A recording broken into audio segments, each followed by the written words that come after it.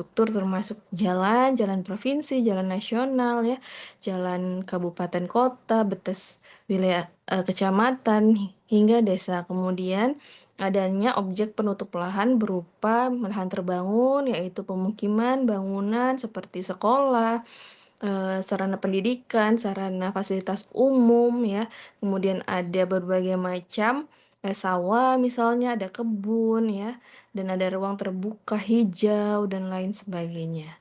Kemudian ada simbol, kartografis untuk visualisasikan warna dan simbol untuk menampilkan informasi yang akurat.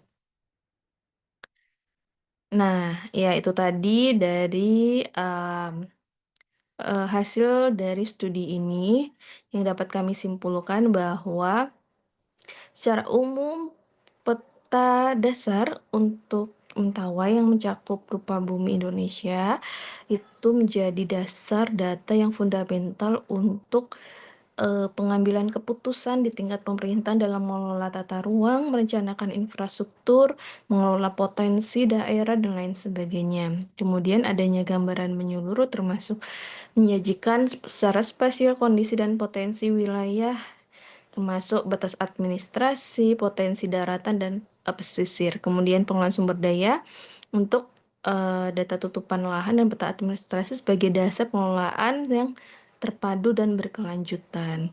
Ya, mungkin itu saja hasil studi dari kami. Terima kasih atas perhatiannya. Saya kembalikan ke moderator.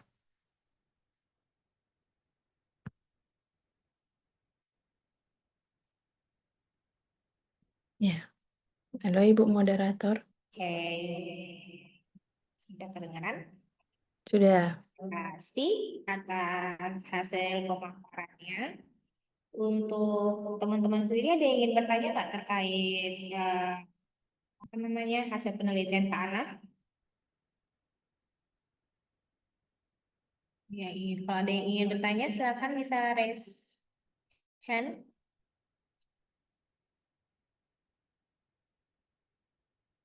Paling ini berarti sebenarnya Kak Ana hasil penelitian itu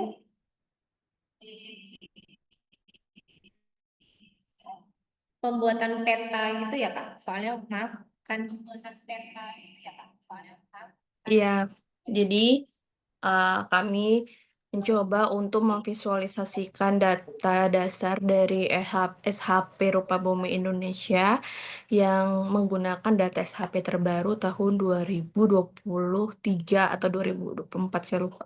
Nah, itu agar nantinya kita bisa tahu bagaimana kondisi di sana berdasarkan data tersebut. Seperti itu. Oke. Kalau untuk penelitiannya sendiri berapa lama sih Kak? Kalau misalnya ada teman-teman yang Mm-mm. coba nih penelitiannya Kakak gitu.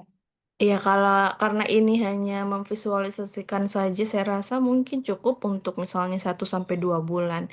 Karena yang paling lama itu adalah melihat secara satu persatu lokasi-lokasi tertentu dengan informasi spasialnya seperti itu. Jadi harus dilihat secara detail. Oke. Oke deh. Ada lagi yang ingin bertanya mungkin ada teman-teman yang penasaran dengan hasil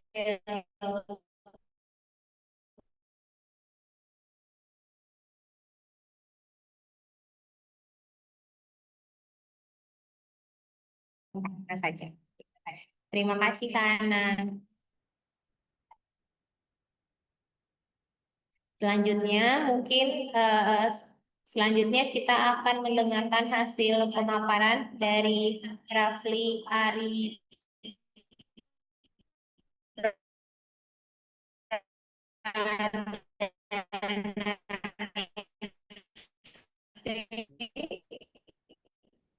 dari Putus-putus, Kak, suaranya. Riau Kak, dengan judul Tinjauan Teknis dan Ekonomis Penanganan Persimpangan Jalan Studi Kasus Jalan Kaharudinas. putus-putus suaranya, Kak. Sution, Jalan Pasir Putih, Kota Pekanbaru. Oh gitu. Mungkin kita bisa mendengar Kak Raffi. Waktu dan layar dipersilahkan. Ya, izin Bu, kayaknya koneksi Ibu agak sedikit terganggu. Jadi tadi apa yang Ibu sampaikan nggak terlalu terdengar Bu oleh audiens Bu. Dan saya izin untuk share screen ya Bu.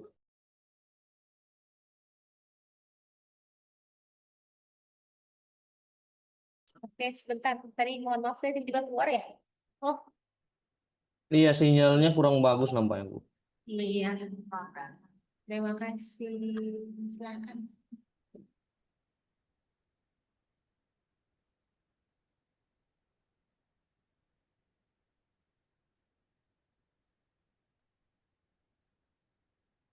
Izin, Assalamualaikum warahmatullahi wabarakatuh.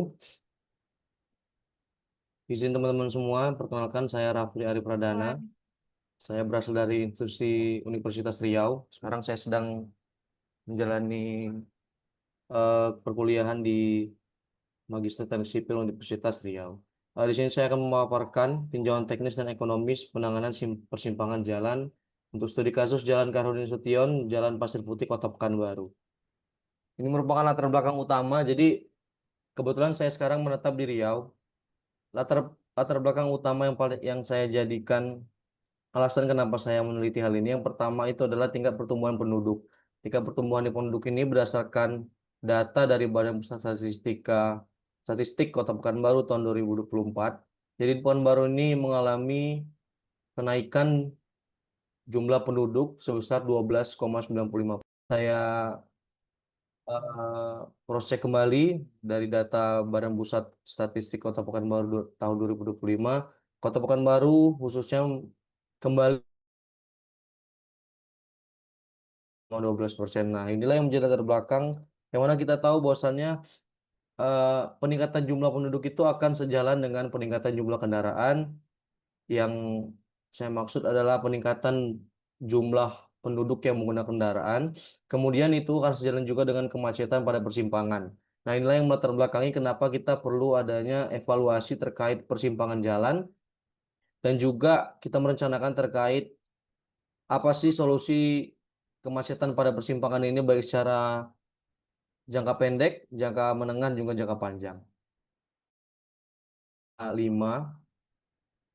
kurang lebih sama tujuannya mengidentifikasi kondisi kinerja simpang, memberikan alternatif penanganan, memberikan rekomendasi penanganan simpang Jalan Kaharudin ini dalam dalam jangka pendek, menengah, dan juga jangka panjang. Kemudian metode yang saya gunakan itu ada dua.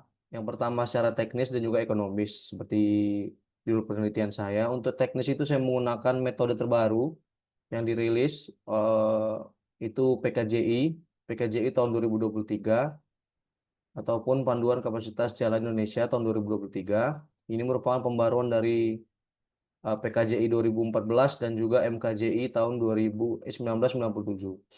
Kemudian untuk ekonomisnya saya menggunakan analisa ekonomis LAPI ITB 1996. Kemudian untuk data teknis ini adalah output terakhirnya ataupun finalnya itu akan berupa alternatif alternatif yang akan kita rekomendasikan kepada penanganan simpang tersebut. Kemudian untuk analisa ekonomis ini outputnya adalah BOK ataupun biaya operasional kendaraan yang nanti akan direct langsung saya bandingkan terkait analisa benefit cost ratio-nya dan juga analisa net present value. Jadi kalau untuk di tesis saya, bukan tesis sebenarnya, penelitian ini itu fokusnya finalnya nanti adalah alternatif keempat yaitu pembangunan flyover. Nanti akan dianalisis dengan menggunakan BCR dan NPV. Kemudian bisa lihat di sini ini merupakan hasil dari penelitian saya. Jadi untuk tahun ke-0 kondisi existing jalannya itu secara rata-rata derajat kejenuhan simpangnya itu ada di 0,76.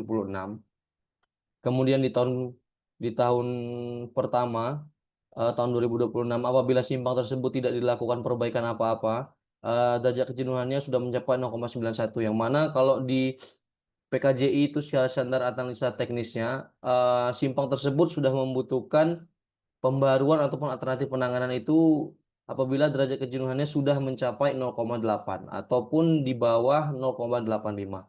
Jadi bisa dilihat untuk simpang ini sebenarnya di tahun pertama, tahun 2026 itu sudah sangat membutuhkan ataupun sangat butuh alternatif untuk penanganan simpang tersebut agar tidak terjadi kemacetan yang akan mengganggu pengendara jalan dalam melintasi simpang tersebut.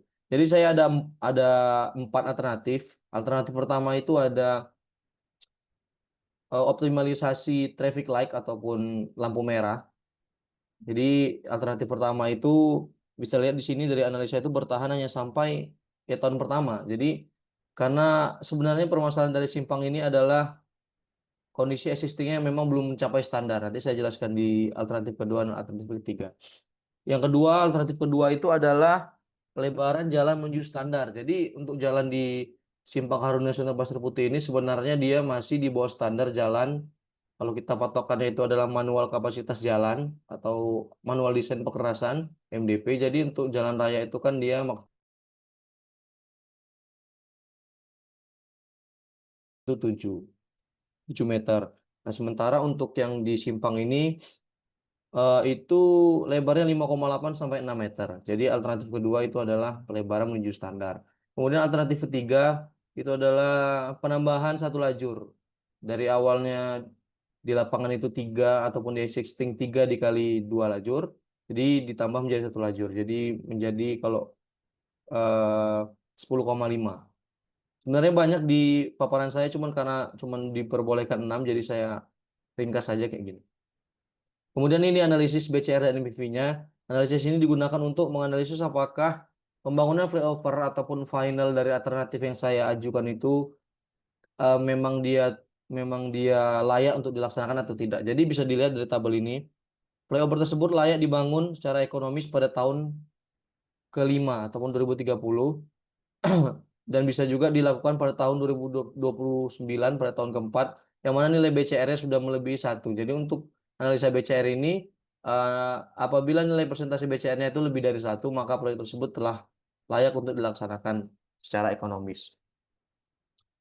Kemudian kesimpulan, jadi berdasarkan alternatif ini yang saya sebutkan tadi, optimasi traffic light, pelebaran jalan, penambahan satu lajur, dan yang terakhir pembangunan flyover, ini merupakan matriks alternatif penanganannya. 3 alternatif ini itu hanya bisa digunakan untuk jangka pendek sampai menengah. Penambahan satu lajur itu sampai jangka menengah atau 10 tahun dan pembangunan flyover sampai di 15 tahun penanganan simpang. Kemudian rekomendasi yang pertama sebenarnya rekomendasinya itu diperlukan adanya studi kelayakan terlebih dahulu karena sebenarnya kalau untuk pembangunan flyover ini perlu dilakukan studi kelayakan oleh pihak-pihak ataupun stakeholder terkait. Jadi penelitian saya ini adalah prastudi kelayakan dari pembangunan flyover pada simpang tersebut. Kemudian penelitian berikutnya diharapkan dapat menentukan LHR dengan data yang lengkap per tahun. Jadi kebetulan saya kemarin mau memakai data sekunder berupa data dari perhubungan, akan tetapi setelah saya cross check di lapangan, saya pengambilan data primer. Kebetulan dosen pembimbing saya dan pembimbing-pembimbing akademik lainnya itu menyarankan untuk menggunakan LHR ataupun data primer karena data yang dari perhubungan agak kurang make sense untuk digunakan dalam penelitian ini. Kemudian yang terakhir rekomendasi perlu melibatkan instansi terkait pemerintah seperti Dinas Perhubungan untuk mendapatkan data yang lebih akurat untuk menghasilkan hasil yang lebih teliti. Mungkin itu sih Bu, saya kembalikan kepada moderator. Terima kasih.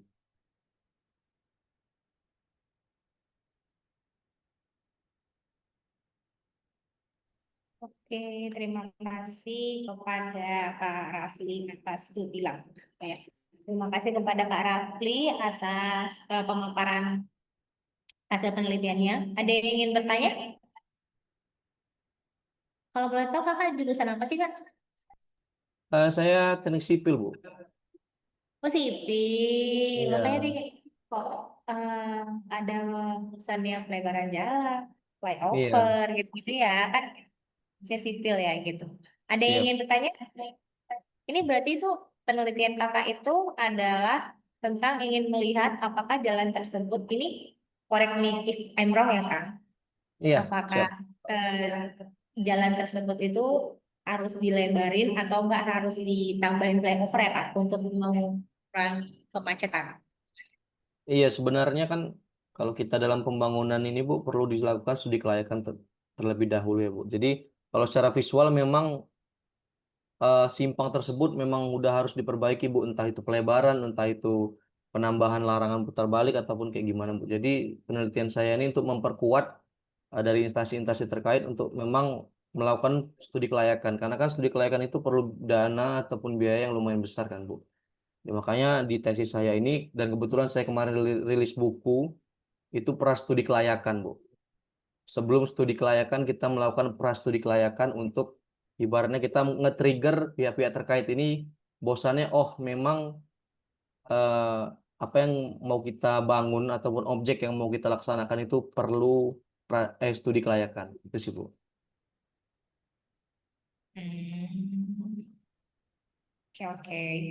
Eh, sebentar. Ini dari tadi nggak ada yang bertanya nih, nggak ada yang penasaran dengan penelitian teman-teman ini.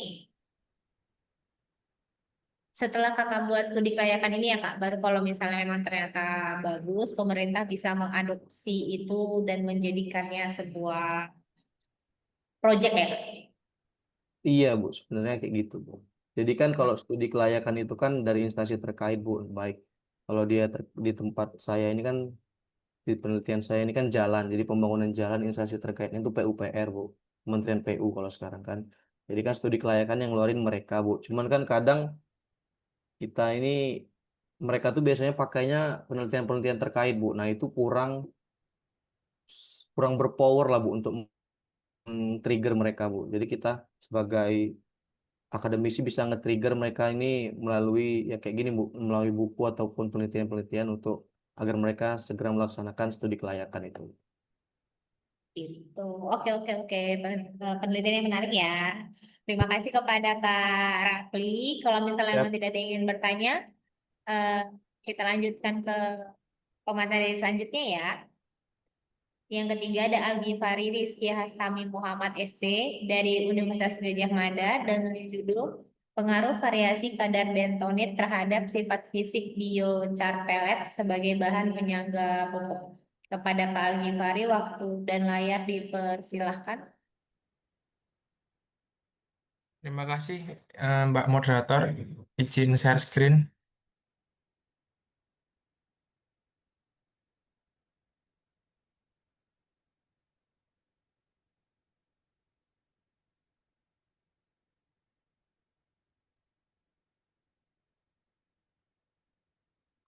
Apakah sudah terlihat?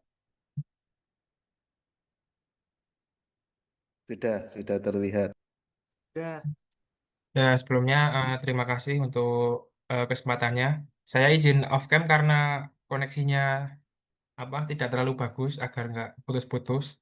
Sebelumnya perkenalkan, nama saya Al-Ghifari Rizky Hastai Muhammad, mahasiswa Magister S2 Teknik Kimia UGM dengan dosen pembimbing Insinyur Ahmad Taufikur Rahman dan Insinyur Agus Prastia. Dalam kesempatan siang hari ini, saya akan mempresentasikan eh, studi kasus pada pengaruh variasi kadar bentonit terhadap sifat fisik biochar pellet.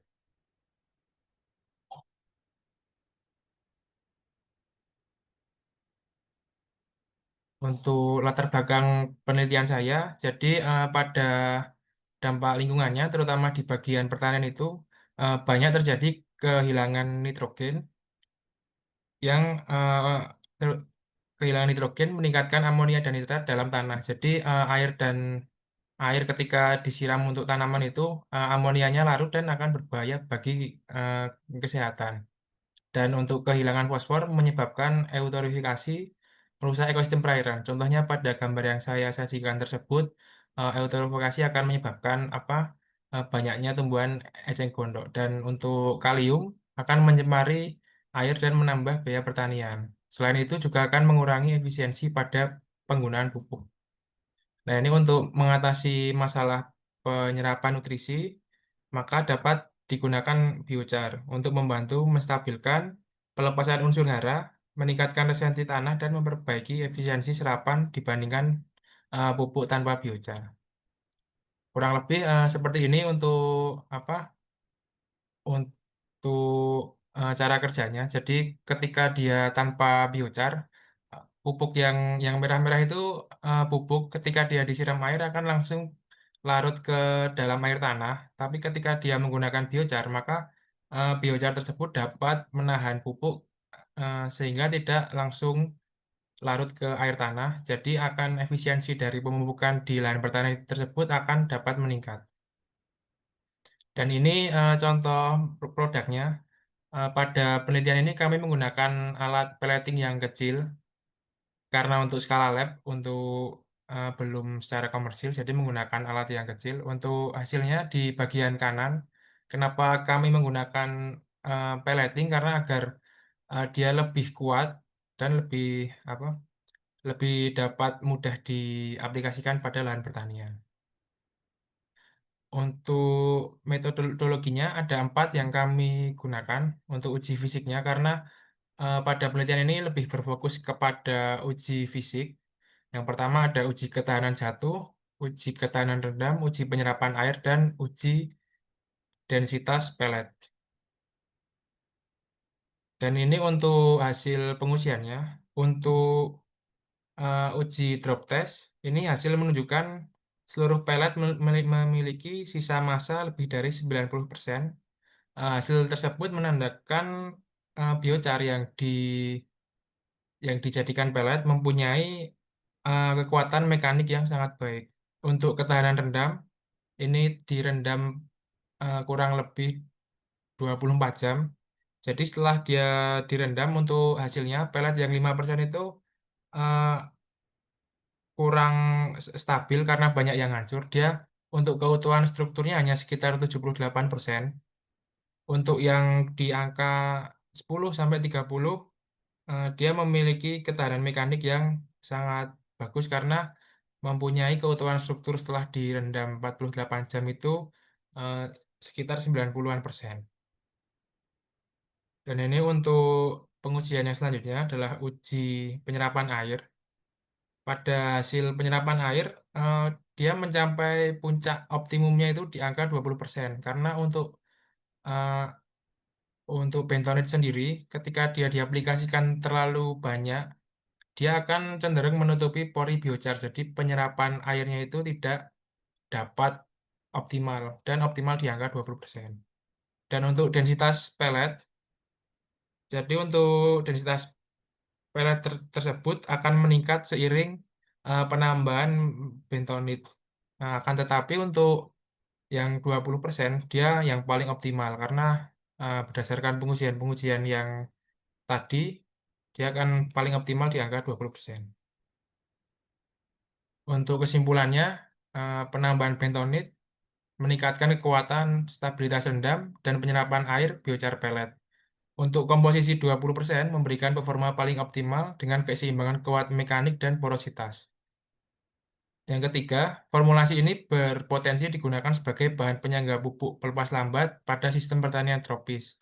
Untuk sarannya, ini eh, akan kami lakukan juga uji pelepasan unsur hara, release test, untuk meningkatkan efektivitas sebagai slow release fertilizer. Dan akan melakukan juga uji lapangan. Untuk selanjutnya juga akan kami melakukan karakterisasi lanjut seperti menggunakan instrumen seperti SEM, FTIR, dan BET untuk memahami perubahan struktur mikropellet. Mungkin itu saja yang dapat saya sampaikan. Terima kasih untuk waktunya, moderator. Oke, terima kasih Kak Givari. Ada yang ingin bertanya?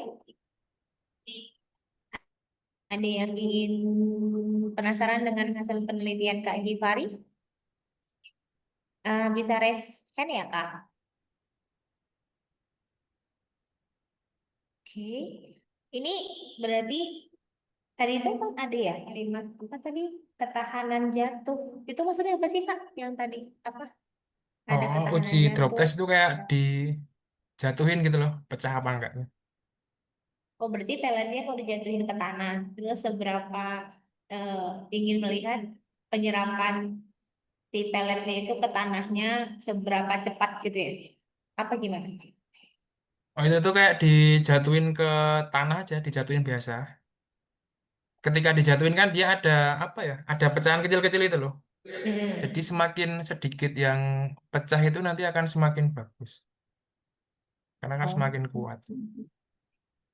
Ini berarti kakaknya kan fokusnya ke tanah. Apakah ada pengaruh tanaman nggak sih Kak? Maksudnya apakah ya udah yang penting ke tanah, mau tanaman apapun itu bisa gitu. Kita hanya fokus ke Hmm, tanahnya aja gitu. Maksudnya kan ini kan mau ngebantu pertanian kan ya. Dimana kan pertanian itu ada banyak tanaman ceritanya, walaupun emang tanahnya sama-sama sih. Maksudnya kan pertaniannya ada banyak. Nah, untuk jenis tanamannya sendiri itu apakah sama aja, tidak ada pengaruh sama sekali, atau bagaimana, Kak? Kalau untuk tanamannya sebenarnya sama aja, tapi untuk penelitian kami ini, untuk uji yang selanjutnya itu akan lebih difokuskan ke sawit. Karena kan yang untuk yang paling komersil di Indonesia sekarang kan lahannya kan sawit, jadi fokusnya fokusnya ke situ.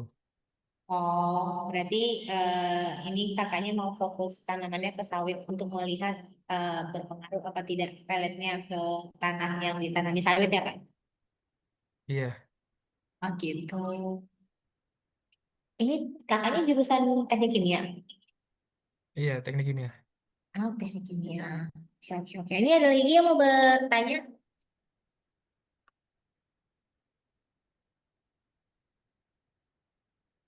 Ini katanya udah melakukan penelitian berapa lama, Kak?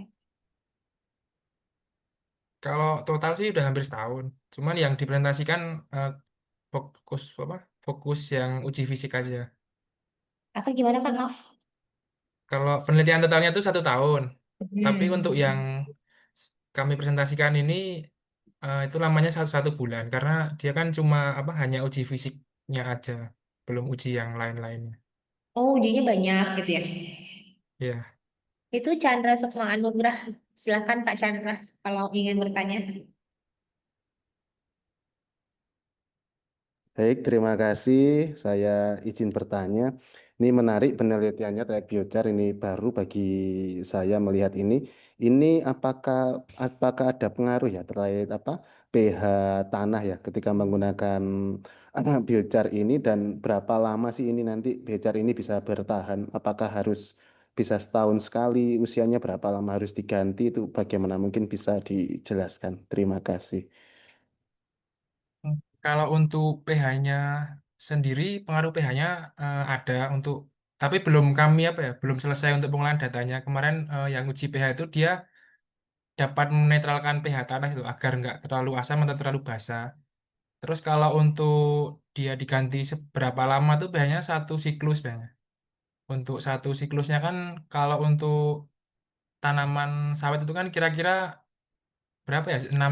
6 bulan atau 8 bulan. Nah itu 1 kali siklus itu nanti dikasih lagi untuk biocarnya. Jadi itu tidak diganti. Jadi itu kalau ketika dia udah umur 6 bulan ke atas tuh nanti akan apa ya menyatu ke dalam tanah gitu loh. Karena kan biocar sendiri kan juga dia bahan organik kan. Jadi ketika dia diaplikasikan di tanah, ketika udah lebih dari 6 bulan nanti dia akan larut ke tanah gitu atau menyatu dengan tanah. Kurang lebih seperti itu untuk jawabannya Pak Chandra. Oke, baik. Terima kasih. Oke, terima kasih Kak Chandra. Ada lagi? Mungkin kalau tidak ada, terima kasih ya pada Kak Givari atas hasil presentasinya. Semoga lancar penelitiannya dan hingga sampai selesai ya Kak. Selanjutnya kita masuk ke Kak Fikna Cevana Aulia Ferdana Erta Utama. Wah, panjang sekali. ST, Iya, mahasiswa Magister UGM, studi awal penurunan pH pada tanaman vetiver untuk phytomining dan fitoremediasi dari limbah red mud. Silakan kepada Kakak, waktu dan layar dipersilakan. baik. Terima kasih. Izin share screen. Apakah suara saya terdengar? Terdengar. Baik.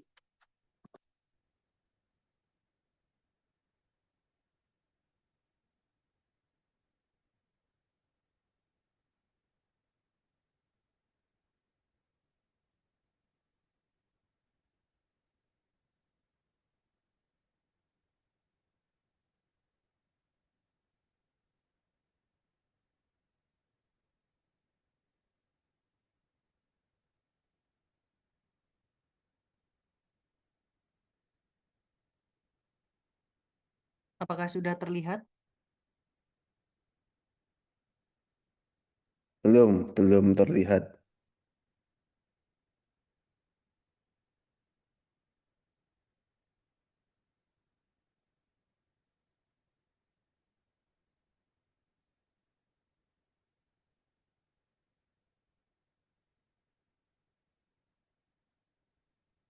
Apakah sudah terlihat? Masih belum? Belum share screen-nya belum muncul.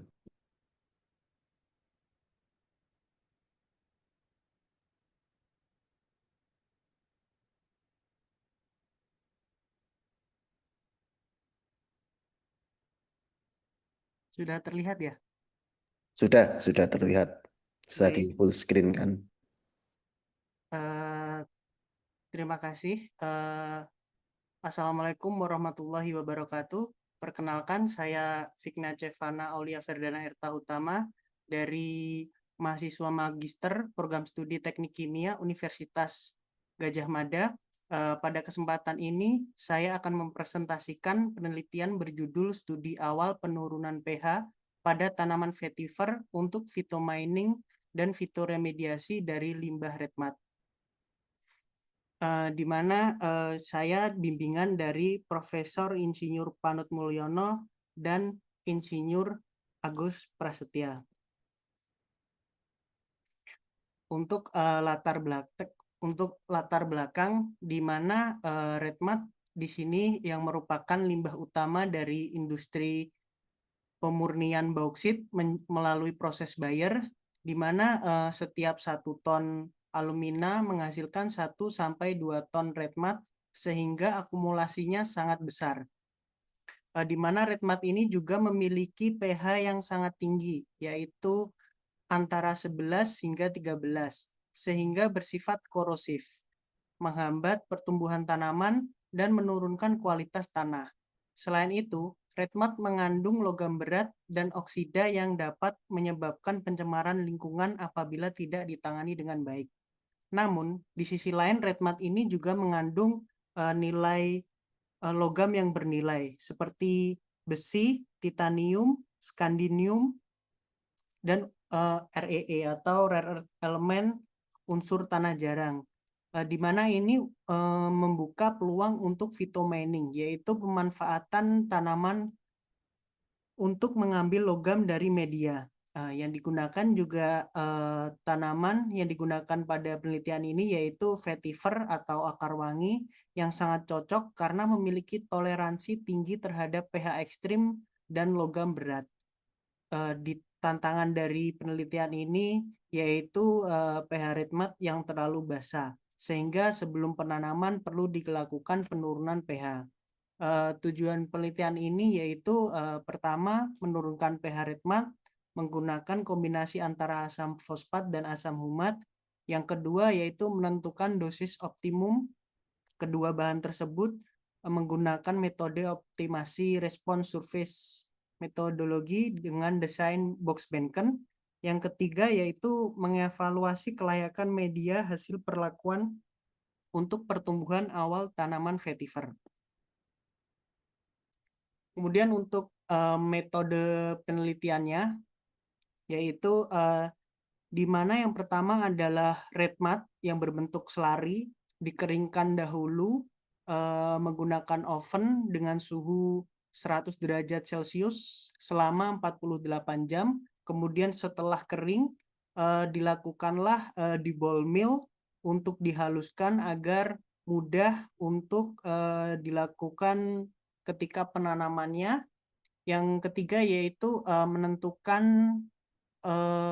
kombinasi antara asam fosfat dan asam humat melalui desain expert. Yang keempat adalah mencampurkan asam fosfat tadi ke redmat. Kemudian setelah dicampurkan dengan yang homogen, proses kelima yaitu tanaman vetiver ini sudah dilakukan aklimatisasi dahulu, di mana umur tanaman ini yaitu seminggu atau 2 minggu, 1 minggu sampai 2 minggu umur tanaman ini, kemudian aklimatisasinya selama 2 minggu. Yang keenam yaitu pencampuran red mud dengan media tanam dan vetiver. Kemudian hasil dan pembahasan, di mana hasil penelitian ini menunjukkan bahwa kombinasi asam fosfat dan asam humat berhasil menurunkan pH red mud secara signifikan dari awal sekitarnya yaitu 11 hingga 12, pH-nya menjadi 6,5, 6,5 sampai 6,8, yaitu mendekati kondisi netral yang ideal untuk pertumbuhan tanaman. Model kuadrat, di mana digunakan model kuadratrik dalam RSM menunjukkan nilai R2 yang tinggi, yang berarti prediksi modelnya yang sangat akurat dan dapat dipercayai. Di mana kondisi optimum ini diperoleh dari sekitar 32 sampai 35 mili asam fosfat dan 4,8 sampai 5,2 gram asam fosfat, menghasilkan pH optimumnya di 6,55 untuk tanaman vetiver. Media hasil perlakuan kemudian digunakan untuk menanami dengan vetiver, dengan hasilnya mampu tumbuh tanpa tanda-tanda stres seperti klorosis atau nekrosis yang tadi, karena tanaman juga sudah aklimatisasi selama 2 minggu dan pH red mud ini juga sudah mencapai batas aman untuk ditanamin, di mana media tanam yang kita gunakan adalah merek Ganong yang bagus untuk mendukung untuk penelitian phytomining dan fitoremediasi. Ketika sudah ini di pH yang rentan aman di 6 sampai 7, di mana layak digunakan untuk proses fitoremediasi dan phytomining pada tahap selanjutnya. Kemudian kesimpulan dan saran yaitu kombinasi H3PO4 dan asam fosfat efektif menurunkan pH red mud ke kondisi netral, dan media hasil perlakuan mendukung pertumbuhan vetiver, di mana potensi ini sangat tinggi untuk phytomining dan fitoremediasi. Sarannya yaitu analisis logam pada jaringan vetiver. Yang kedua, jika diuji lapangan dalam skala lebih besar, di mana analisis logam pada jaringan vetiver ini nanti akan kami lakukan untuk analisisnya. Yang ketiga yaitu evaluasi aspek ekonomi dan keberlanjutan proses. Demikian presentasi dari saya kembalikan ke Bu Moderator. Oke, terima kasih. Ini mohon maaf saya matiin kameranya ya, soalnya sinyal di tempat saya astagfirullahaladzim dari tadi gitu. Jadi ini saya matiin saja. Ini berarti kalau boleh tahu, ini berarti kakak penelitiannya secara mudahnya tentang apa sih kak? Tentang phytomining dan fitoremediasi. Jadi nanti tanaman itu mampu mengakumulasi logam dari limbah red mud itu. Tetapi sebelum itu dilakukan studi awal karena red mud-nya yang sangat tinggi, pH-nya 11 sampai 12 yang sangat basah, tidak mampu untuk ditumbuhi tanaman-tanaman. Meskipun tanaman tersebut mampu memiliki ketahanan yang tinggi terhadap lingkungan ekstrim, tetapi untuk nutrisinya dan lain-lain nanti mungkin bisa tumbuh tapi tidak bisa lama.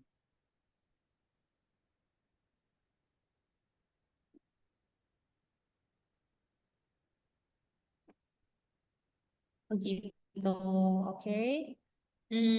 Ini ada yang mau bertanya? Ada yang penasaran dengan penelitian kakaknya? Kalau ada bisa Ini berarti red mud itu tanaman kan ya? Apa bukan sih? Red mud itu limbah dari Limbah ya, itu limbah apa sih? limbah dari proses pengolahan alumina menggunakan yaitu limbah dari bauksit aluminium. Oh, nggak belum selesai. Tapi kayaknya menarik sih penelitian.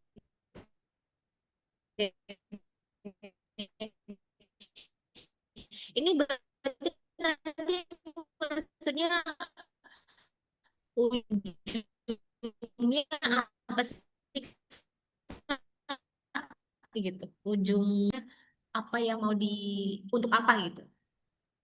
Eh, ini di penelitian ini di mana ujungnya itu di mana kemampuan tanaman ini mampu mengakumulasi logam REE itu, rare earth element, di mana yang cukup berharga, dan juga untuk pengolahan limbahnya itu Redmat yang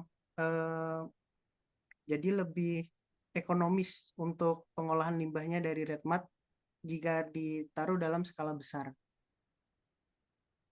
Oh, oke, I see. Oke deh. Kalau begitu, terima kasih ya, Kak. Ini sepertinya tidak ada yang mau bertanya. Padahal dari tadi ini hasil presentasi kakaknya seru-seru sekali.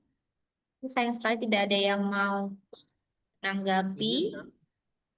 Kalau gitu, terima kasih ya, Kak, kepada Kak Fitnah sudah mau menyampaikan hasil penelitiannya. Semoga penelitiannya lancar sampai akhir.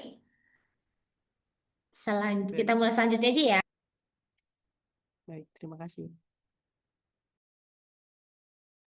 Sebentar, selanjutnya kita ke Dea Aflah Sama, SKM, Universitas Negeri Malang, WIDI. Judulnya Development of Monitoring Technology for Maintaining and Inspecting Equipment in the Public Health Nutrition Laboratory. Kepada Kak Dea, waktu dan layar dipersilahkan.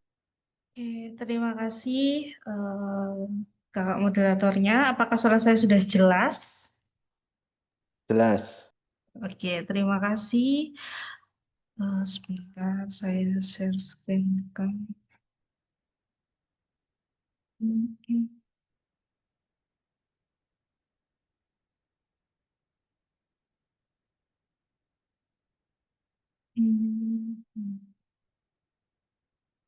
Assalamualaikum warahmatullahi wabarakatuh. Selamat siang kakak semuanya atau ada bapak ibu semuanya. Saya perkenalkan, saya Delva Sama SKM. Saya dari salah satu tenaga laboran di Departemen Ilmu Kesehatan Masyarakat Universitas Negeri Malang, dan kali ini saya akan mempresentasikan hasil penelitian saya. Sebenarnya simple, hanya pengembangan teknologi monitoring untuk mengecek atau sebagai pemantauan dalam alat-alat yang ada di laboratorium, khususnya di laboratorium gizi, karena saya kebetulan dari laboratorium gizi gitu, di Departemen Ilmu Kesehatan Masyarakat. Oke, yang melatar belakangi sebenarnya kenapa sih kok saya harus membuat suatu sistem ya atau gagasan inovasi, karena selama ini kalau dalam sistem monitoring dan pengendalian dari barang-barang dan alat di laboratorium itu khususnya di Universitas Negeri Malang itu masih dalam banyak yang manual gitu, jadi belum ada sistem yang terintegrasi gitu. Memang dari kampus sudah akan ada sistem yang mengintegrasikan, tapi poin saya itu adalah logbook pengecekan alat gitu ya. Jadi sebenarnya kalau misalnya kita sering praktikum di laboratorium, itu kan biasanya kalau kita mau meminjam alat, kemudian mengembalikan alat, kita kan harus menulis dulu, seperti di buku tamu, di buku logbook, kayak berapa alat yang dipinjam, kemudian kondisinya bagaimana, apakah baik atau tidak, seperti itu. Begitu juga ketika kembali juga mereka harus mengisi hal yang sama, dan itu masih menggunakan paper. Dan kemudian kalau misalnya khususnya untuk di laboratorium gizi, Kesmas, itu kan ketika seorang mahasiswa atau pengguna laboratorium menggunakan alat-alat di laboratorium gizi, itu perintilannya itu sangat banyak. Jadi menyebabkan sekali dalam melakukan praktikum itu alat-alat atau bahan ini seperti bahan pecah belah itu yang digunakan itu juga banyak. Jadi keefisiensian dalam menulis itu juga juga menjadi suatu tantangan gitu ya, karena misalnya kita mempunyai inovasi memasak suatu produk makanan, misalnya biskuit, pengembangan biskuit itu kan pasti pinjemnya sendok, kemudian kompor dan segala macam, dan itu kalau di sistem laboratorium itu biasanya tetap peminjamannya adalah per alat. Jadi mereka harus menulis secara manual gitu. Nah, sementara itu akan sangat-sangat wasting time dan sangat-sangat lama karena isian logbooknya itu selain nama alat, kode alat, kemudian kita juga harus mengecek di alatnya itu bagaimana. Nah, terlepas dari itu juga kita sebagai laporan juga harus merekap secara manual gitu per buku, per alat. Nah, itu kan juga menjadi sebuah tantangan yang masih belum efisien gitu. Sehingga saya membuat sebuah inovasi yang memudahkan dalam merekap gitu berapa alat ini yang terpinjam, kemudian berapa alat ini yang sudah rusak, dan sebagainya untuk memonitoring bagaimana sih alat-alat yang ada di laboratorium.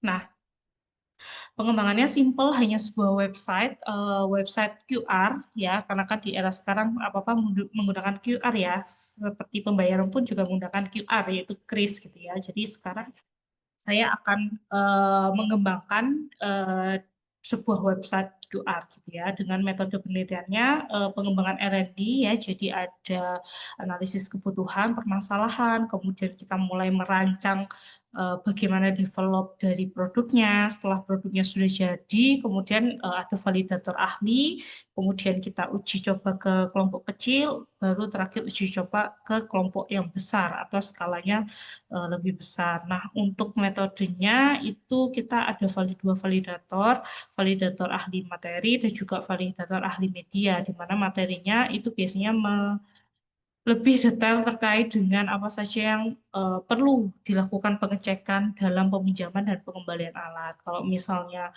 media jelas ya dari desain websitenya itu seperti apa. Dan untuk kelompok kecil adalah sasarannya adalah mahasiswa yang sudah pernah melakukan kegiatan di laboratorium yang melakukan pengisian logbook ya. Dan untuk kelompok besar adalah mahasiswa baru yang belum melakukan praktikum di laboratorium gitu. Jadi intervensinya ada step by step-nya gitu. Next, kemudian hasilnya memang rata-rata memang respon kita untuk kelompok kecil dan kelompok besar adalah 18 tahun karena penggunanya adalah mostly mahasiswa karena di lingkungan kampus gitu. Jadi kalau untuk pengguna luar masih karena ini masih pengembangan awal, jadi masih belum kita cobakan untuk pengguna luar seperti itu. Dan untuk rata-ratanya sebagian besar untuk kelompok kecil pun juga sudah menghasilkan rata-rata yang bagus untuk uji coba produknya sekitar 98%, dan untuk uji coba kelompok besar juga rata-rata sebesar 93,5% gitu. Nah, kalau misalnya sebelum itu tadi hasil uji coba kelompok kecil dan kelompok besar, kalau untuk validasi materi dan validasi media juga semua memiliki hasil yang cukup bagus dan sangat layak untuk digunakan seperti itu. Nah, begini Bapak Ibu dan rekan-rekan semuanya, jadi nanti kita itu ada website barcode, jadi ada sebuah link yang linknya itu nanti akan ada website yang langsung mengarah ke kamera seperti ini. Nah, kemudian kita juga punya katalog. Katalog itu nanti setiap alat itu tugasnya sebagai laporan adalah untuk memberikan barcode.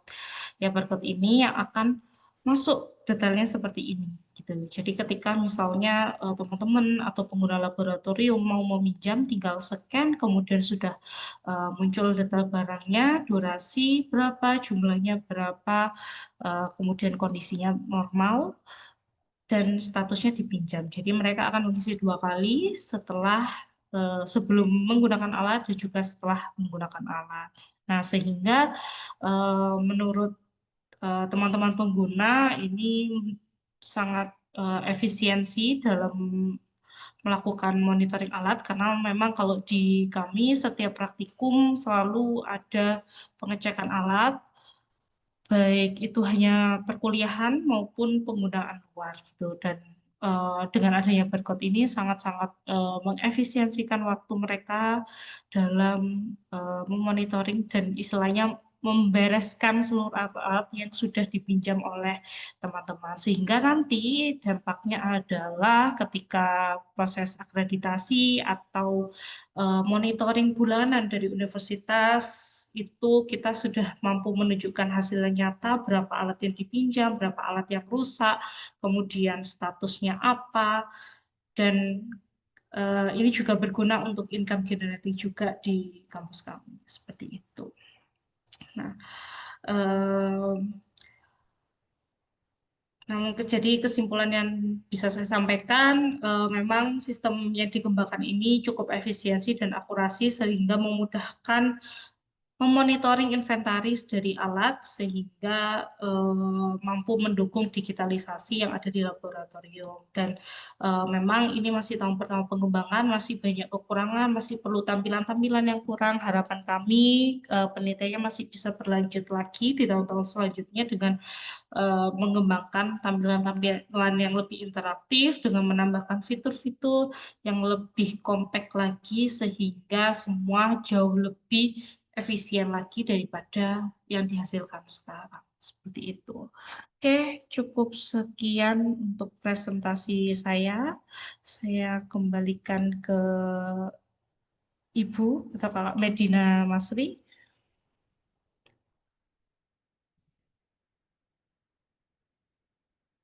Nah, emang di Universitas UM tuh Malang ya?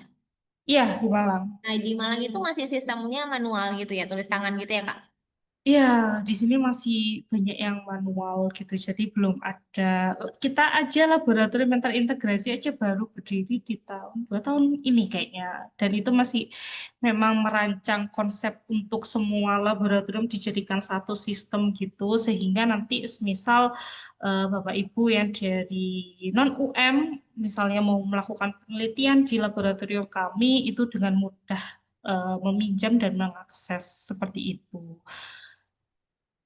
Jadi memang perlu banyak Ini sendiri, digitalisasi. oh ya, ini sendiri itu berarti sistem barcode-nya ditempel gitu atau memang kalian menyediakan komputer? Kalian ada menyediakan komputer nggak sih untuk misal Ada. nih tiba-tiba ini sistemnya online atau offline sih? Sistemnya online tetap pakai apa internet gitu karena memang masuknya ke website. Kemudian kita nanti akan menyediakan, cuman tetap kita menyediakan seperti tab gitu, tapi em, itu juga bisa diakses di handphone teman-teman mahasiswa atau pengguna seperti itu. Jadi kalau di kita nanti ada katalog gitu, kemudian nanti juga ada tab yang untuk bagi para pengguna itu jadi memudahkan untuk mengaksesnya seperti itu. Karena selama ini kita masih menggunakan kertas kayak kayak seperti ini gitu ya, di map-map seperti ini itu untuk per alatnya seperti itu. Jadi kalau akreditasi itu lumayan numpuk gitu kalau Iya sih. ngedinasiin per alat itu biasanya asesornya mintanya kan ada data rekapannya. Nah, kalau di sistem nanti database-nya langsung kelihatan misalnya kayak chiller berapa yang meminjam, kemudian kulkas berapa yang meminjam dan seterusnya. Seperti itu. Oke, ini Kak Rafli mau bertanya nih sepertinya. Silakan Kak Rafli. Ya, izin Mbak. Iya. Mungkin mau nanya sih Mbak, bertanya sekalian mungkin nanti masukannya kalau di paparan tadi kan saya lihat kayaknya nggak ada pembahasan terkait security Mbak. Kalau QR ini kan kita kan agak riskan ya terkait teknologi. Jadi kalau untuk mungkin ini kan secara kapabilitasnya kan secara internal masih untuk Universitas Malang kan. Cuman untuk terkait security dari websitenya itu difikirkan juga atau enggak ya? Soalnya di paparan tadi saya lihat nggak ada terkait pembahasan security. Dari ahli, tadi kan ada ahli materi dan juga ahli desain ya kalau nggak salah. Nah, itu Iya. tuh ahli IT-nya itu diikutsertakan juga atau enggak ya Mbak? Oke, baik terima kasih. Kalau untuk ahli IT-nya, memang saya memaklumi ini masih pengembangan awal jadi belum ada gitu untuk ahli IT-nya. Tapi kalau untuk security-nya, kami memang sedang menggandeng pihak ketiga memang vendor gitu. Jadi untuk mengembangkan sistemnya dan nanti kan ini masih bagian kecil dari sistem yang akan dikembangkan di Universitas Negeri Malang gitu. Jadi memang nanti akan dimasukkan ke dalam satu sistem yang terintegrasi seperti itu. Jadi memang tapi terima kasih untuk masukannya gitu. Harapannya bisa untuk tahun pengembangan di tahun berikutnya gitu. Siap, sama Mbak. Oke, ada lagi yang ingin bertanya nih? Sepertinya menarik sekali. Eh, tapi kakaknya eh, di bagian lab kan ya? Maksudnya bukan Ya. yang ini menggandeng orang lain untuk membuat website dari kakaknya yang selaku isi kepalanya atau memang kakaknya yang membuatnya gitu? Kalau isi detail kontennya saya, tapi untuk bagian coding dan merancang websitenya kita menggandeng. Biasanya kalau di penelitian itu kan ada kolaborasi ya antar dengan mitra. Nah seperti itu. Karena Oh, kebetulan ini juga dapat hibah, jadi kita memang perlu menggandeng mitra untuk penerapannya gitu. Tapi kalau untuk isinya ya memang pure dari saya dan juga teman-teman di laboratorium seperti itu. Oh iya, izin oh nanya satu gitu. lagi Ada Mbak. ya Nanti silakan. untuk kan kita kan pakai QR ya Mbak ya. Nanti Iya. ekspor datanya tuh dia larinya ke Excel atau ke mana ekspor datanya Mbak? Iya, ke Excel nanti jatuhnya. Berarti nanti perekapannya pun masih, tentunya kan bukan yang langsung rekapan jadi kan, masih rekapan Oh ya, masih. rekapan. Jadi misalnya Ya. kayak kalau di kami itu sebenarnya ada juga Mbak. Jadi kayak di proyek konstruksi nanti peminjaman alat ini, alat ini, alat ini. Kami juga pakainya QR. Cuman Mm-mm. setelah dilaksanakan QR itu agak kurang apa ya, agak kurang maksimal karena perlu lagi yang namanya diklasifikasikan kembali. Jadi kami di sini pakainya sekarang itu pakai Google Spreadsheet. Oh Google iya. Spreadsheet nanti memang kami kan juga pakai alat lab Mbak di sini Mbak, kebetulan. Mm-mm. Jadi memang dibuat sheet-sheet, misalnya alat laboratorium di sini, nanti alat untuk aspal di sini. Jadi nggak perlu diklasifikasikan ulang lagi. Nah mungkin nggak tahu Mm-mm. kalau eh, dari yang konsep Mbaknya itu memang Excelnya nanti sudah dikonsep. Bahwasannya kita nggak perlu lagi nih klasifikasi satu-satu, nggak perlu lagi kita apa room ataupun susun satu-satu atau gimana gitu sih Mbak. Karena Iya. sebenarnya idenya bagus, cuman banyak kendala. Kalau misalnya tadi Iya. udah diutarakan bahwasannya akan menggait vendor, mungkin Mm-mm. itu lebih apa ya nanti lebih memungkinkan gitu Pak untuk efisiensi Iya. aplikasi ataupun masuk apa namanya hal-hal yang Mbak ingin naikkan itu Mbak. Iya, kita pakai spreadsheet. Ya, sorry, kita Ah, langsung pakai berarti tetap spreadsheet ya, tetap langsung spreadsheet juga. ya, langsung masuk ke spreadsheet database kita gitu. Jadi nanti langsung bisa kita laporkan tiap 3 triwulan biasanya ada Iya, untuk laporan itu. karena itu masukan juga sih Mbak. Karena kalau untuk sebenarnya kan data ini kan ya bukan data yang terlalu rahasia lah kita bilang kan. Iya, Ya, maksudnya walaupun ini data yang bukan primer yang bukan rahasia banget yang kalau orang dari luar pun tahu nggak masalah. Ya saran saya sih itu Mbak mungkin terkait kalau misalnya sudah mengajak pihak ketiga vendor ahli IT ya lebih baik membuat apa sendiri apa namanya buat penyimpanannya sendiri gitu daripada menggunakan oh iya. kayak Google Spreadsheet Eh, yang lain karena kita nggak ya, tahu terkait jadi kalau di kami kemarin diskusi ya, untuk penyimpanannya nanti langsung masuknya memang ke spreadsheet yang akunnya itu terintegrasi di UM gitu. Jadi sudah masuk ke, jadi kan kalau saya kan emailnya langsung yang @um.ac.id ya. gitu. Jadi nanti langsung masuk ke OneDrive-nya dari universitas seperti itu. Oh, siap. Siap, terima kasih Mbak. Sama-sama. Terima kasih juga untuk sarannya. Iya, soalnya kepikiran juga sih, iya juga ya. Nanti kalau misalnya ngerekapnya gimana ya kalau misalkan ya namanya lab alat bahannya banyak ya, apalagi Ya, perintilan-perintilan kecil ya. iya, Agak ribet ya kalau misalnya harus satu-satu kita rekap, walaupun takutnya nanti di akhir keseluruhannya jadi satu kesatuan kan ribet untuk memisah-misahnya gitu. iya, Soalnya di sini belum masih manual gitu, jadi belum ada pakai QR barcode, soalnya kan baru juga. iya. Gitu. Oke deh, terima kasih ya Kak. Semoga hibahnya lancar ya. Ya. Selanjutnya kita ke Firda Iresta Wardani, STRPI, MSI Universitas Bengkulu, pengamatan histologi ikan sidat di perairan Bengkulu. Kepada Kak Firda, waktu dan layar dipersilahkan. Terima kasih atas kesempatannya. Saya izin untuk share screen terlebih dahulu. Ya, silakan.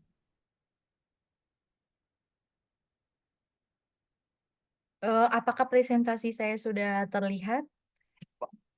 Di saya sih masih, udah. Baik, Mungkin terima bisa di kasih. full screen kali ya, soalnya itu kayaknya masih belum. Oh ya, terima kasih. S- Sudah, sudah Kak, sudah terlihat. Ya, silakan.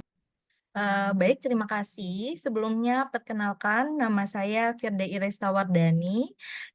Saya berasal dari Universitas Bengkulu, Prodi Ilmu Kelautan, Fakultas Pertanian. Jadi di sini saya akan memaparkan hasil penelitian saya. Memang telah selesai karena penelitian ini saya lakukan di tahun kemarin, di mana penelitian ini berjudul Pengamatan Biologi dan Histologi Gonad Ikan Sidat di Perairan Bengkulu. Ini merupakan ikan sidat dengan jenis Anguilla bicolor. Jadi jenis ini dan di perairan Kota Bengkulu ini adalah perairan sungai. Jadi penelitian ini berlokasi pengambilan datanya itu di 3 sungai yang ada di Bengkulu, yaitu Sungai Muara Bangkahulu, Sungai Hitam, dan Sungai Jenggalu.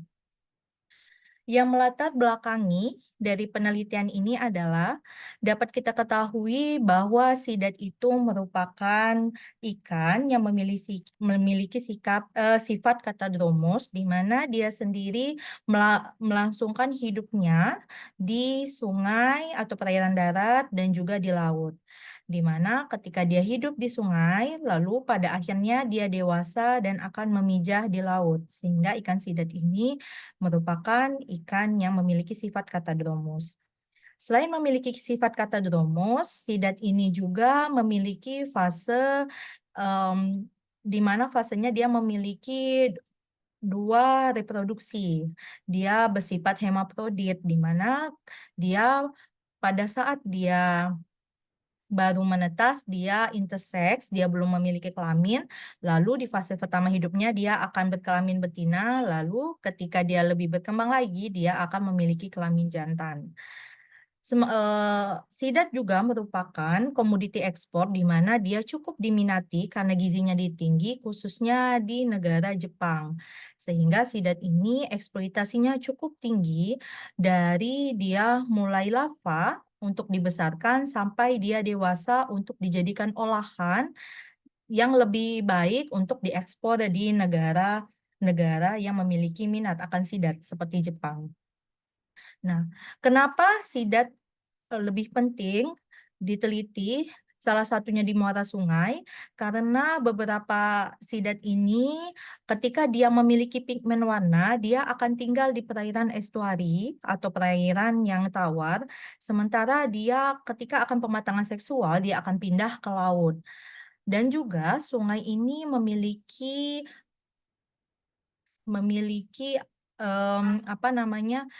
ekosistem yang sangat berpengaruh dari luar. Jadi dia banyak polutan yang dari aktivitas manusia, aktivitas penangkapan maupun aktivitas-aktivitas manusia, sehingga hidupnya pun cukup terancam. Sehingga penelitian ini perlu dilakukan. Metode penelitian ini, yang pertama penelitian ini dilaksanakan di 3 sungai, di mana dia ada Sungai Jenggalu, Sungai Bengkulu, Muara Bangkahulu, dan Sungai Hitam. Di mana data yang diambil adalah data panjang, dan juga melakukan pendekatan observasi, wawancara, juga logbook tangkapan nelayan, studi kasus ke pengepul kecil, pengepul besar, serta perusahaan yang berkaitan dengan penangkapan sidat.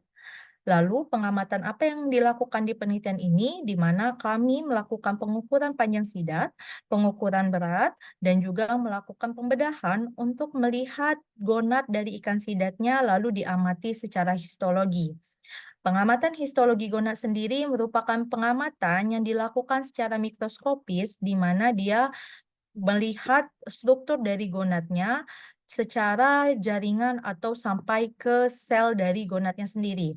Dapat kita ketahui bahwa gonad sendiri merupakan sel kelamin di mana ketika dia jantan dia bernama testis dan ketika dia betina dia memiliki ovarium atau sel telur. Nah, analisis yang dilakukan di sini adalah dapat menghasilkan data yaitu hubungan panjang berat, HSI, hepatosomatic index, gonatosomatic index, dan pengamatan histologi gonad. Hasil pembahasan di mana hasil pembahasan dari data panjang tadi dapat kita lihat bahwa distribusi panjang sidat yang ada di tiga sungai ini paling banyak berukuran 22,1 cm sampai 28 cm.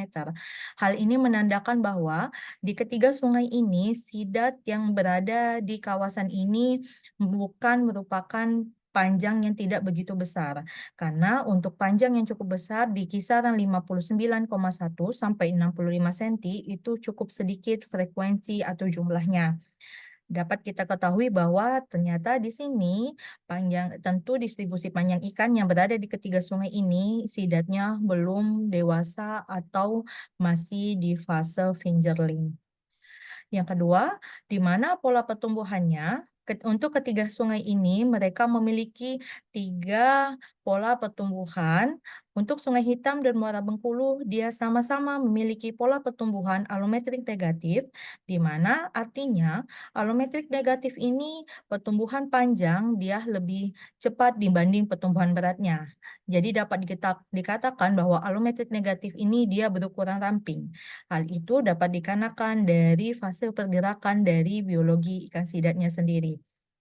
Lalu untuk lokasi Sungai Muara Jenggalu dia berukuran isometrik, di mana pertumbuhan panjang dan pertumbuhan beratnya dia seimbang, sehingga dia berada di keseimbangan untuk panjang dan beratnya dia sama-sama memiliki pertumbuhan yang sama. Lalu reproduksi ikan sidat. Dari ketiga gambar yang berwarna ungu ini adalah hasil dari histologi sidat di mana gonad yang ketiga ini merupakan gonad dari ovarium. Karena didapatkan bahwa di ukuran sidat 40-50 cm pada gambar yang paling bawah atau gambar ketiga, kita dapat melihat bahwa di sini ada penampang melintang dari sel telur, di mana di sini terdapat bulatan-bulatan oval yang menandakan ini merupakan sel dari ovarium atau sel dari sidat betina. Dari sini, dari gambar paling atas sampai ke gambar paling bawah, dapat kita lihat bahwa pertumbuhan panjang dari ikan sidat pun akan mempengaruhi dari pertumbuhan sel ovariumnya, di mana semakin panjang ikan sidat, semakin besar pula pertumbuhan dari sel gonadnya. Jadi di gambar yang pertama atau gambar yang paling atas ini sidat berukuran 10 cm, yang gambar kedua 20 cm sampai 30 cm, dan yang paling besar adalah penampang melintang ketika sidat berukuran 40 sampai 50 cm. Dan itu juga dibuktikan dengan adanya GSI atau Gonatosomatic Index, di mana ini merupakan perbandingan dari berat gonad dan berat tubuhnya, di mana pada penelitian ini kisaran indeks gonad berkisar dari 0,3 sampai 1,09%.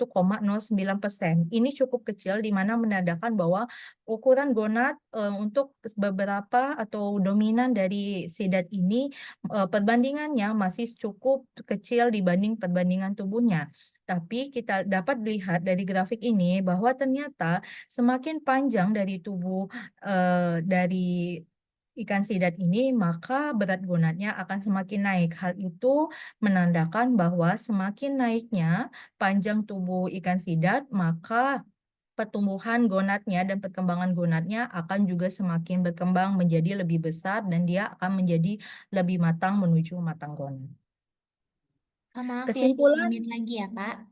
baik, kesimpulannya bahwa di sini sidat memiliki ukuran 16 dominan 16 sampai 63 cm dengan fase Elfer dan fingerling, pertumbuhannya alometrik negatif dan isometrik, dan sidat didominasi oleh kelamin intersex. Indeks donat dan hati menunjukkan kenaikan indeks diikuti kenaikan panjang dan perkembangan yang dilihat dengan histologi tadi. Baik, itu saja pemaparan dari saya. Terima kasih. Terima kasih Kak Firda. Emang ikan sidat selain buat makanan itu di Jepang makanan kan ya? Iya. Emang ada kalau di Indonesia selain makanan? Soalnya saya nggak pernah dengar ikan sidat makanan. Bisa dijadikan selain makanan. Kalau misalkan mungkin kita nggak tahu perkembangan bioteknologinya ya Kak, saya juga belum mendalami ke sana, tapi mungkin selain makanan mungkin ada vitamin kan biasanya vitamin minyak ikan, terus juga ada mungkin farmasi lainnya yang untuk kosmetik dan lainnya, tapi memang lebih dikenal biasanya kalau ikan sidat ini memang untuk makanan, dia diolah untuk makanan.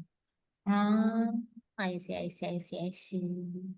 Berarti setiap kan tadi kan ada 3 tempat ya. Berarti setiap 3 tempat itu ya pasti beda-beda ya ukurannya kan ya. Karena kan lingkungan itu kan mempengaruhi proses perkembangan suatu makhluk hidup kan ya. Iya, jadi memang dari pertumbuhan nggak hanya apa namanya pertumbuhan dari gonadnya sendiri, pertumbuhan itu pasti dari sama kayak manusia, dia pasti dari ada internal, eksternal, internalnya dari diri, dari apa namanya orang tuanya atau induknya, tetapi kalau dari luar juga lingkungan, nggak hanya apa namanya nggak hanya sidat, kita pun begitu sepertinya, Kak. Iya. Di 3 lokasi ini emang paling banyak sidatnya daripada daerah lain. Sebenarnya bukan melihat dari karena sebenarnya sidat ini kan dia cenderung pasti ikan itu dia memilih daerah yang mungkin nyaman sesuai dengan apa namanya sesuai dengan karakteristik dia apa karakteristik dirinya kan. Jadi di sini sebenarnya ada ketiga sungai ini tidak hanya melihat banyaknya ada sidatnya tetapi ketika dia ada penangkapannya, kita teliti dan ketiga sungai ini sudah dibuktikan di beberapa penelitian sebelumnya bahwa memang ada penangkapan di sini. Jadi memang kita pilih ketiga sungai ini, Kak. Oke, silakan Kak Chandra sepertinya ingin bertanya. Baik, terima kasih Bu Firda. Saya izin bertanya. Ini ikan sidat ini kan dari 3 sungai ya, memang habitatnya di sungai. Ini ada potensi nggak untuk ikan sidat ini dibudidayakan? Ini kan apakah ikan sidat ini hanya ada di Bengkulu ya? Nah, saya di Jawa ini masih baru ini saya dengar ikan sidat ini. Mungkin bisa dijelaskan ya, apakah memang ada potensi untuk dibudidayakan ataukah memang habitatnya itu harus di air karena sistem reproduksinya tadi juga menarik ya, ada bisa berubah gitu ya. Monggo bisa dijelaskan Ibu. Malah sebenarnya Pak, saya kan di Sumatera ya, di Bengkulu. Iya. Malah sebenarnya sidat itu sudah ada kalau budidaya saya baru dengar pembesaran ya Pak. Malah saya pernah di Pelabuhan Ratu itu ada perusahaan Jepang Pak. Dia pembesaran ikan sidatnya. Nah, sudah banyak Pak, tetapi memang karena dia bisanya itu bukan apa namanya bukan dipijah secara buatan ya, karena dia selalu pembesaran. Jadi memang lama-lama tekanan sidat ini dia ditangkap lagi benih, baru di PT nanti dia dibesarkan. Nah, memang tekanannya itu lama-kelamaan sidat ini semakin sedikit dan PT yang di Pelabuhan Ratu pun itu sudah bangkrut karena mungkin stok dari alamnya itu berkurang. Jadi memang sekarang itu trennya itu dia mengambil dan pembesarannya itu pun nggak skala besar, tapi memang sudah dari lama ikan sidat ini memang sudah banyak dibudidayakan, cuma memang dia fase pembesaran. Dia tidak belum ada teknologi yang untuk memijah buatan sehingga untuk memperbanyak itu jadi tekanan di lingkungannya dapat berkurang. Jadi belum ada teknologi itu. Seperti Oke, itu. baik. Baik, terima kasih Bu. Oke. Semoga ikan sidatnya tidak segera masuk ini ya. Jadi apa hewan yang dilindungi ya. Karena kan kayaknya di Jepang sangat sangat suka ya gitu. Takutnya nanti lama-kelamaan ikan sidatnya jadi masuk ini lagi. Hewan yang dilindungi. Jadi kita tuh sebenarnya di perikanan kita tuh ikan yang bagus, terus ikan yang besar itu diekspor, tetapi untuk ikan-ikan yang mungkin standarnya di bawah ekspor malah dimakan oleh kita dan anak-anak kita. Jadi memang harus lebih mengenal kalau sidat ini bagus untuk anak-anak dan gizinya baik. Jadi jangan orang Jepang aja sebenarnya yang makan. Kita juga kalau ketemu sidat boleh nih dibeli karena gizinya bagus. Ini berbeda ya sama belut ya Bu ya? Beda ya? Beda Pak, kalau sidat itu mungkin morfologinya dia ada seperti cuping di telinganya. Dan dia itu biasanya di sungai. Kalau belut itu kan dia polos biasanya kepalanya. Dan rasanya berbeda, Pak. Kalau sidat, apalagi yang bicolored ini, dia lebih amis rasanya. Mungkin nanti ada jenis yang bermotif, itu banyak jenisnya, tidak hanya yang bicolored ini. Jadi boleh nih, Pak, dicari. Karena memang boleh collab juga kita, Pak. Kalau misalnya ketemu, nanti kita bisa ini apa namanya lihat-lihat juga karena saya sudah beberapa kali juga meneliti kualitas airnya juga dan memang terbatas ya Pak dan juga kalau di laut memang sidat lebih jarang dibanding di sungai. Kalau di sungai kan dia bisa ditangkap tapi kalau laut paling penangkapannya itu 1 sampai 2 dan memang terbatas penelitiannya untuk sidat yang di laut. Oh, Jadi baik, baik. berbeda dia dengan belut. Oke, Tapi dia berarti kalau masih misalnya satu Kak gitu. Chandra mau Iya, iya, Masih iya. apa namanya masih satu ini ya morfologinya sama dan mungkin ada satu famili atau satu apa namanya dia satu genus tapi dia masuk belut tapi berbeda berbeda dengan Baik, belut baik. yang di sawah. Oke, nanti kalau misalnya Kak Chandra mau ke Bengkulu bisa mampir main-main ke labnya Kak Firda Ya, ya gitu untuk Ya, ya, melihat Bu. ikan sidat. Oke, ya. terima Oke, kasih Kak oke. Firda. Selanjutnya Baik. kali ya, yang terakhir Kak Chandra Sukma Anugrah Eskom Mkom dari Universitas Pesantren Tinggi Darul Ulum. Judulnya Transformasi Digital Industri Halal melalui ERP berbasis cloud untuk pengawasan stok dan sertifikasi bahan baku. Kepada Kak Chandra, waktu dan layar dipersilahkan.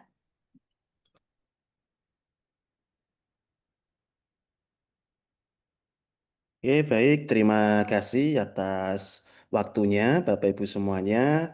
Izin memperkenalkan diri. Saya Chandra Sukma Anugrah.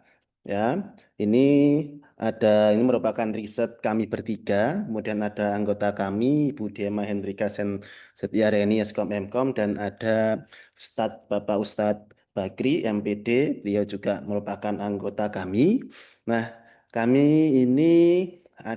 judul kami adalah Transformasi Digital Industri Halal melalui ERP berbasis cloud untuk pengawasan stok dan sertifikasi bahan baku. Nah, di sini kalau kita bahas latar belakangnya, industri halal di Indonesia ini berkembang seiring cepat ya karena adanya regulasi baru dari pemerintah yaitu ada jaminan produk halal. Artinya setiap produk yang beredar di Indonesia ini wajib melakukan sertifikasi halal. Nah, program saat ini pertumbuhan industri halal khususnya makanan dan minuman ini di tahun 2021 sampai 2025 itu sudah menghasilkan capaiannya selalu naik kalau kita lihat di grafiknya. Bahkan yang terbaru di 2025 itu sudah tembus di 1.200 triliun. Jadi kalau ini kita bahas sebagai masalah ekonomi yang global sebenarnya dengan berjalannya produk ini ketika nanti hilirisasinya berhasil, maka harusnya ini bisa menjadi sebuah ekosistem halal yang tentunya menjadi ekosistem halal produk yang nantinya menjaga konsistensi terkait dengan pemeliharaan produk halal dan ini bisa meningkatkan ekonomi Indonesia bahkan di skala nasional bahkan di skala internasional sehingga nanti bisa untuk nilai ekspornya bisa mengarah ke naik.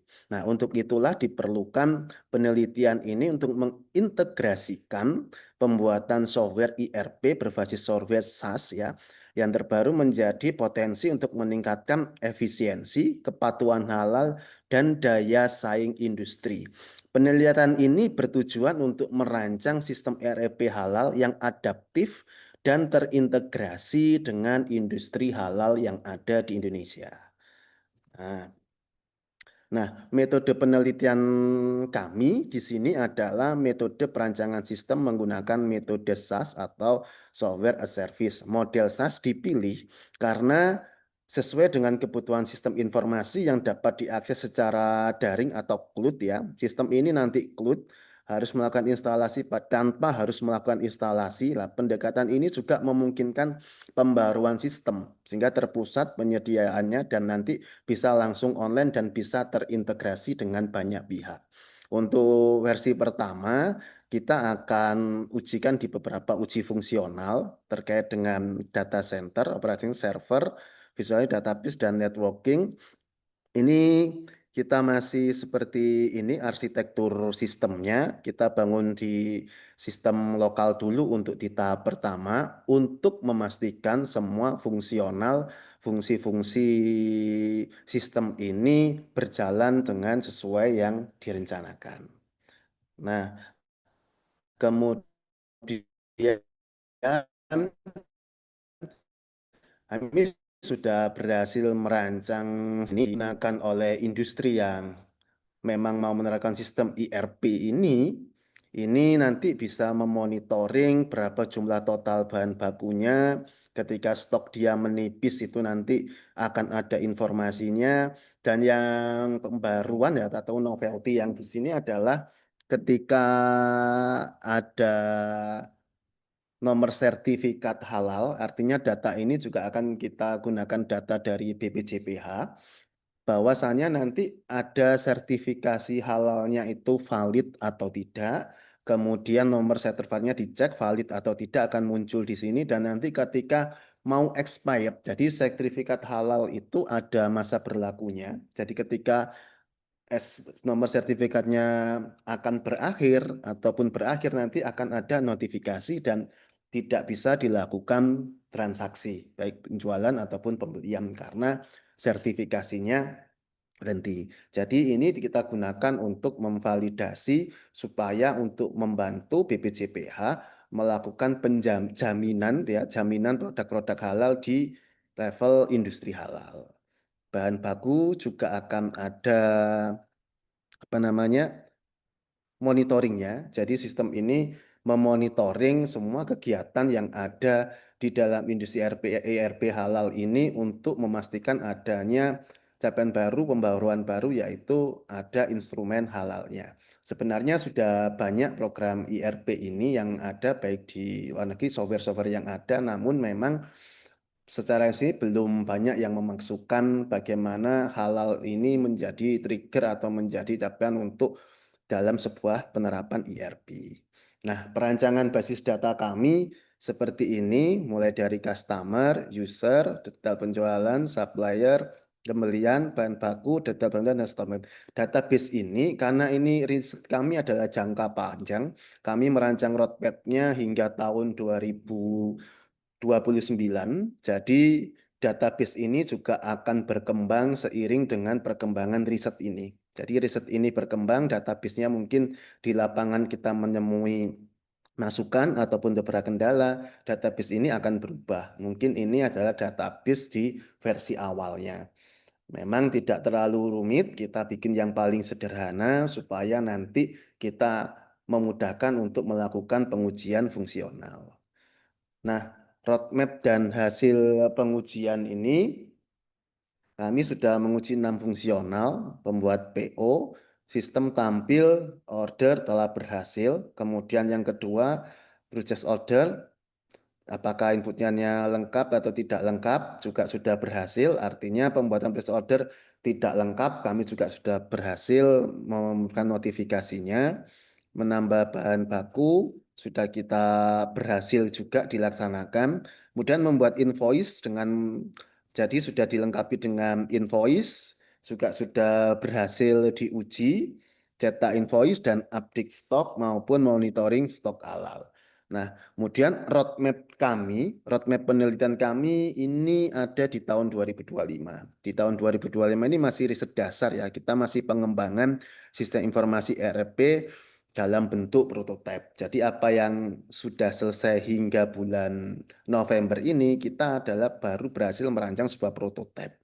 Kemudian di tahun 2026 kami berencana untuk menguji dan mengintegrasikan hasil pengujian sistem informasi ERP prototipe ini tahap kedua. Jadi akan lebih lengkap karena kami uji ke lapangan dengan beberapa sampling industri yang akan menggunakan software kami. Nah, untuk pengujian skala tidak lagi lab tapi uji lapangan sederhana atau lapangan yang terbatas ya.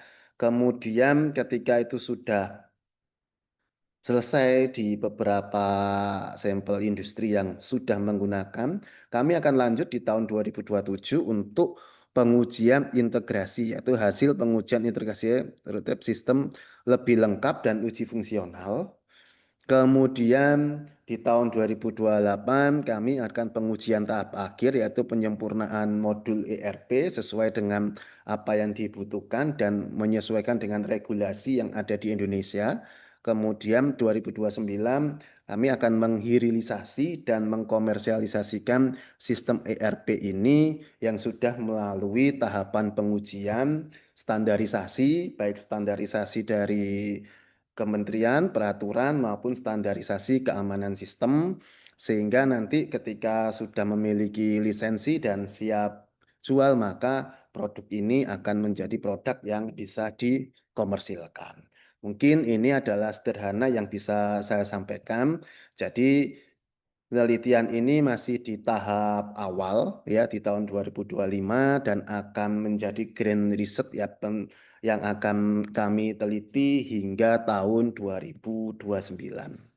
Kurang lebihnya itu yang bisa saya sampaikan. Terima kasih atas waktunya. Wassalamualaikum warahmatullahi wabarakatuh. Waalaikumsalam warahmatullahi wabarakatuh. Terima kasih Pak Chandra. Berarti ini itu masih belum ada dicoba-coba ke sesuatu ya Pak? Maksudnya ke tempat mana gitu? Belum pernah ya Pak? Kalau sekarang masih uji coba prototipe, artinya masih dalam skala lab ya. Artinya pengujian semua fungsi itu harus berjalan dulu semua. Setelah berjalan baru nanti diujikan. Kalau simulasi sudah, tapi pengujian real memang belum. Memang diagendakan di tahun 2027. Oh gitu. Oke, oke, oke, oke. Di tempat Bapak sendiri untuk sertifikasi halal masih, maksudnya untuk yang seperti ini masih seperti apa Pak? Kalau di tempat Bapak sendiri kan maksudnya kita pasti punya ide awal mula kenapa kita mau buat ini kan gitu. Oh, gini. Kebetulan di tempat kami, saya sendiri juga sebagai apa? Lembaga pusat studi halal, pusat halal di kampus kami. Nah, kebetulan memang kami ditunjuk untuk mensertifikasi halal di UMKM itu di tempat kami sudah berhasil 6.000. Jadi 6.000 lebih UMKM binaan kami itu sudah kami sertifikasi halal. Nah, setelah sertifikasi halal, kami harus muncul nih. Kalau mereka hanya disertifikasi saja, kita tidak membuat sistem yang memudahkan mereka pasti mengontrol bahan bakunya sulit. Kalau sistem yang ada hanya menyetok barang masuk disimpan, barang keluar disimpan, harga disimpan tanpa ada monitoring sertifikat halal dengan sistem, maka akan kesulitan. Sehingga nanti ketika ada temuan auditor datang, ternyata UMKM tersebut kedapatan menggunakan produk bahan baku yang tidak bersertifikat halal, maka sertifikat halal yang mereka miliki bisa dicabut. Ketika ada sidak, nah kan mereka ngurus halal itu kan sulit. Nah, ketika sudah ngurus halal, ternyata tanpa sengaja ataupun disengaja ternyata ada produk yang tidak halal di situ. Nah, itu kan menjadi temuan karena saat ini sudah dibuat atau dibangun namanya Satgas Halal yang akan berkeliling ke UMKM maupun ke industri untuk memitigasi proses halal ini ya secara nasional karena Indonesia sekarang sudah peringkat 7 secara dunia. Jadi harapannya memang di eranya Presiden Pak Prabowo ini halal sustainable ini akan terus naik ya karena kuota dari BPJPH juga itu sudah ditargetkan ada anggaran 2,2 triliun untuk tahun 2026 untuk hilirisasi program halal ini. Itu sih. Sehingga ini menjadi penting dan isu nasional sih Hmm. sebenarnya ini. Kurang Oh lebih iya, gitu. iya, bagus sih, bagus, bagus, bagus, bagus. Ya sih, ya sih, kadang juga kan, ya awalnya aja ya daftar-daftar halal, nanti selama perjalanan ada yang nakal, gitu-gitu kan bisa jadi ya. Gitu. Ya, benar, Oke, benar. ada yang ingin bertanya kepada Kak Chandra terkait masalah sistemnya, sistem yang dibuat? Oke, mungkin kalau misalnya tidak ada ini Pak Chandra terakhir kali ya. Ya, Sebelum terima kasih kepada Pak Chandra karena sudah mempresentasikan. Semoga grand plan-nya eh, lancar ya Pak sampai amin. 2027 tadi ya. Apa 2029? 2029. Amin. Iya 2029. Nah sebelum tutup mungkin kita bisa foto bersama dulu kali ya. Ya. Kepada teman-teman mungkin bisa muncul kembali di on-kan kameranya supaya kita bisa foto bersama. Halo teman-teman. Nah, ayo di on-kan kameranya biar kita bisa foto bersama.